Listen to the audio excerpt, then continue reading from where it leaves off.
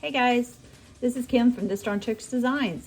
Today I'm going to show you how to make an actual bookmarker, the little magnetic bookmarkers that everybody's doing. So what I did is I went to Canva and I picked out a couple little designs that I wanted to do for special people in my family that like to read books. So what I do is I take my design and I duplicate this design.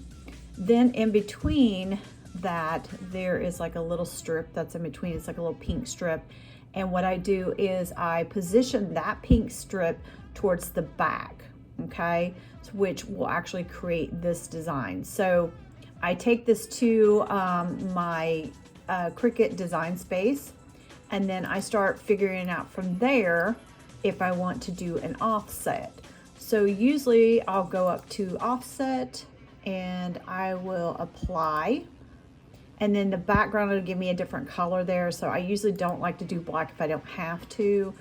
I'll either do a white or maybe a gray, or I just kind of flip through different colors to see exactly which one is going to work better. So let's kind of see what we got going on here. We don't want anything that's gonna be too contrast. No. Let's go up here. That one's kind of cute, but it's not as, this orange is okay. Let's go into advanced settings. Sometimes you can find something in advanced settings, and what you do is just kind of move it around in different areas, and then it will just pull. I don't know if I could pull that over there. Let's pull this over. Oops. Actually, and then what you'll do from there is you can set your background color of your offset. So I don't know. I kind of like that. Let's go ahead and use this one. And so what I usually do is go ahead and group that together. I go over here where it says attach. So I attach it and then I flatten it. Now, before I go ahead and I print any of these out, I will actually go up here to make, and I don't want to save that. So, and I want to see exactly how big it's going to be. So right now it's too big. So I kind of go back and then I go ahead and just kind of bring that down a little bit, the size and the height of it, bring it down just to see what it's going to look like. Because I usually put about 4 of these on the actual mat itself. So let's go over here. Let's make and see how big they are there. They're still a little bit too big, so I just kind of go back and forth until I can get it sized down enough to where it's going to be able to take 4 of these on the mat. And then that may do. That should be okay. And then so what I'll do from here is I will duplicate, and so I will do about 3 or 4 of these, and then kind of space them out into different areas here, because once I do that I've got to attach all this together and flatten it out. So let's go ahead. I'm just going to kind of turn it here, pull it up here, and then I'll go back around it and I will group all that together. I will attach it and then I will flatten it. So this is another way for me to find out whether or not that this is going to work. So it will tell me, it'll give you this little icon up here if it is too large. So we'll go back over here and I just kind of bring the sizing down a little bit until it says it's okay. Go back up to where it says make. This looks like they may be okay for that. So I'm gonna go ahead and continue and print that out. Now, the thing about this is when you're printing on your computer, whether you have an Apple or an HP, you're going to send to printer, okay?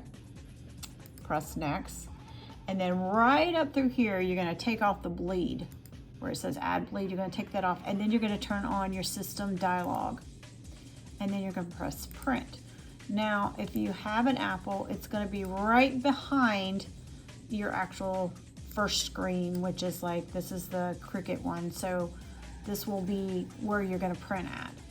So I usually go back up and I'll go from media quality, and then I'll go from normal to best, because you want the best quality, especially if you are printing anything out. So that will actually go over to my printer. I bring my Cricut design space back up, press done, and wait for it to print out. So what I will normally do is go over to my printer, and this will actually print out whatever page of bookmarks that I'm doing. So this was like a trial of what I wanted, and then you see how vibrant these colors are. So this came out really good. So once I get that done, once I get this printed, then we will actually take it over to the laminator. So when you get over here, you're gonna go ahead and put in heavy cardstock. I always put more and not my default, and the reason why is because most of the time it doesn't cut through, especially if you've got laminating over top of your design. So what you're going to do is make sure that you push the button in order to put your design in there, and when your little Cricut button starts to flash, you want to go ahead and press that.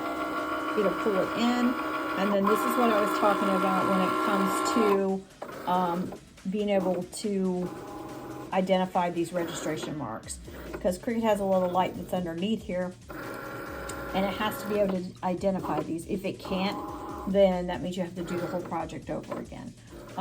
So we're just reprinting it out, laminating the whole thing. So at this time, what it's going to do is it's going to do one pass. It's going to go through, and then I'm going to press it again, and it'll do a second pass. I always do a second pass. The reason why is because if you don't do a second pass, it may not get it the first time. So once these are actually printed out, after your couple passes, they should be able just to pull off, okay? So sometimes you have to bend your mat just a little bit, depending on, you know, what type of mat that you have, but these should be able to actually just pull off. So you put them to the side, kind of pull this one off here. See, they'll stick just a little bit, so that's when you have to kind of wiggle it off. Put that over there to the side. Okay. So now I've got my bookmarks, okay? Each one of these you can set up, and I usually just kind of pull it over here, here, and here, okay? Now, for time's sake, what we're gonna do is we're gonna just take these and put them to the side. Okay, and what I normally do is I take a magnet, all right, and you want to get like the ones that have the pill, but you don't want to have to glue them, okay, if you don't have to. This has a little sticky substance to the back of it here, so you're going to want to take that and you want to put it down towards the bottom, all right, kind of push it down a little bit there, and then the other one you're going to want to take and put on the top here, kind of move it over. Sometimes, depending on how it sticks, it's really weird sometimes how magnets do. But you want to take this top part off here, because that has another sticky area, and you want to fold over. You want to fold over because you want to be really careful with how you do it, because remember, this has got to go onto your book. And then this part right here, you just want to kind of, you can even use like a little sprayer thing here. And then you want to go back over here and push this down, all right? This area right here will be the part that actually goes over top of your book. And in order for this to stick, okay, you don't want no gaps in this, okay? So you open it up here, see? And close it down. It's that simple. Now, usually I will be making like backing cards for this, so it'll be really cute once I get my backing card. But for right now, what I'm gonna do is I'm gonna show you. So let's say you wanna go ahead and you wanna read your book, read your journal, whatever you wanna do, okay? And you're like, you gotta put it down. So you open this up, take whatever page. It could do more than one page too. And then once you hear that little clip to it, okay, that means it's stuck. It's not going anywhere. You know, pull it this way. You can take it, move it around. See, it's not going anywhere. So you can actually go ahead, open it back up. Let's see if it does a couple. It should do a couple of these. This is more of a thicker cardstock, because I made one of these books here. This is like just a little journal for me. And so I made this with a little bit more of the thicker cardstock, and this is like 28-pound paper. So I'm gonna put these two together, pull it right here. And then sometimes I like to, if I'm reading something and I just need that little tag up there, you can put it up the top, close it up. Same thing, it's not gonna fall out. It's not gonna do anything crazy, okay? Like here, see that? Not gonna fall out. And then when you get ready, you just take it off or put it on another one. Once these get together, they really stick. So kind of want to put it that way. And then you can also use it as a page turner. So if you want to use it to turn a page, take it off, put it on your next page, you know, save it for when you come back, when you're ready to read or whatever, you can do that. Clip it back on there, same thing, okay? So that's basically how you make one of these. These are pretty popular. I will be having these on my website, and I will link the site down below if you choose to buy any. These right here, I've been printing out a lot of them, so I have tons of them. Different sizes, different shapes. I love this one. This is kind of one of my favorites, is the frog. Okay, the frog, he's awesome looking. I really like the little frog. I like the little book one. I think that one's really cool. I have tons of them that I'm in the midst of doing. But yeah, so this is the way you make them, and pretty simple. I'm gonna actually be taking these and putting them in my salon and stuff for a lot of my book readers that come in.